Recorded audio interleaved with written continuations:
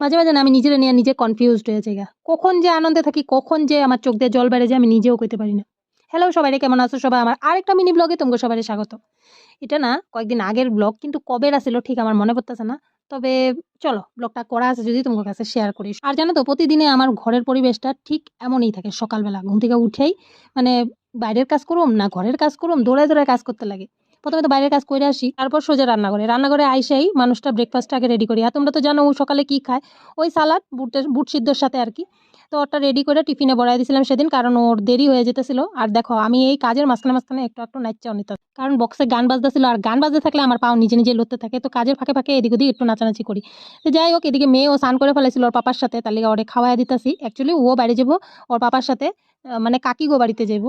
মানে ওর পাপা দোকানে যাওয়ার সময় ওরে কাকিগো বাড়িতে রাইখা তারপরে ও দোকানে যাইবো। আর ওরা বাইরে যাওয়ার পর আমি ভাবলাম যে দুপুরে রান্নাটা ঝটপট করে নিই। কারণ আমার একটা ইনভিটেশন আছে। যেহেতু ইনভিটেশনটা দুপুরবেলা তো আমার তো ওইখানে যাইতেই লাগবো। তাহলে ভাবলাম যে রান্নাটা কইরা রাখি মানুষটা যখন দোকান থেকে আসবো ও খাইয়া নিতে পারবো। তো আগের দিনে মাছ আনা আছিল। কিছুটা মাছ আগের দিন রান্না করছিলাম। আর কিছুটা আছিল ফ্রিজে ওইটাই বাইর করে আইনা মাছটার ভাজা বসায় দিয়া আমি এদিকে চা বানায়া চা খাইয়া নিলাম। আর চা খাওয়ার পরে কি করছি জানো? রান্না করতে, করতে একচুট কান্না করছি। হঠাৎ করে আমি জানি না আমার কান্না কেন শুরু হয়ে গেল। ওই যে ভিডিওর শুরুতে কইছিলাম যে আমার যে কখন কান্না আসে, কখন যে হাসি পায় আমি নিজেও কইতে পারি না। আমার মুড নিজে, নিজে সুইং হইতে থাকে। অ্যাকচুয়ালি আমি রান্না করতে, করতে আমার বাবার কথা এত মনে পড়তেছিল, আমি কতক্ষণ কাঁদছি। মেয়েও আছিল না বাড়িতে, ওর পাপাও আছিল না, কেউ তো দেখার মতন নাই। কান্না করে নিছি। আমি জানি না কেন এই ভিডিওতে কইতাছি। তাও কইলাম আরকি তোমাদের কাছে শেয়ার করলাম। মানে আমার মুড কিভাবে সুইং হয় আমি নিজেও কইতে পারি না।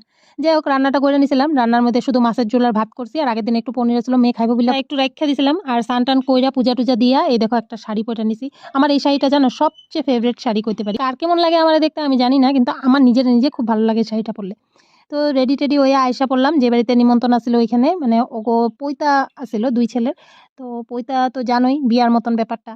তো সেদিন পইতা আছিল জল ভরতে যাইতে কইছিল। আমরা সবাই হলুদ শাড়ি পইরা জল ভরতে গেছিলাম। জল ভইরা আইসা আর এখানে দেখো কি আনন্দ ফুর্তি। একচুট তো জল ভরতে গিয়া হইছে আমি ওখানে কোনো ভিডিও করিই নাই।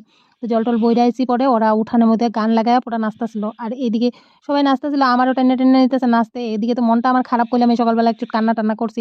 কিন্তু তাও ওই যে ওরা টানাটানি করতেছে, "বৌদি আসো নাচবা, নাচবা।" আর এমনিতে তো কয় না আসামিছে একটা কথা আছে না, "এনেই বুড়ি নাচেনি তাতে এখন নাতিনেকর বিয়া।" আমার দশা হইছে এটা। নাচার কথা কইলে তো আমি নিজেই পাগলা হয়ে যাই। তবে ওই দিনকার ভিডিওটা এতটুকুই আছিল। আশা করি তোমাকেও ভালো লাগছে। দেখা হবে তোমার সাথে নেক্সট ব্লগে। টাটা।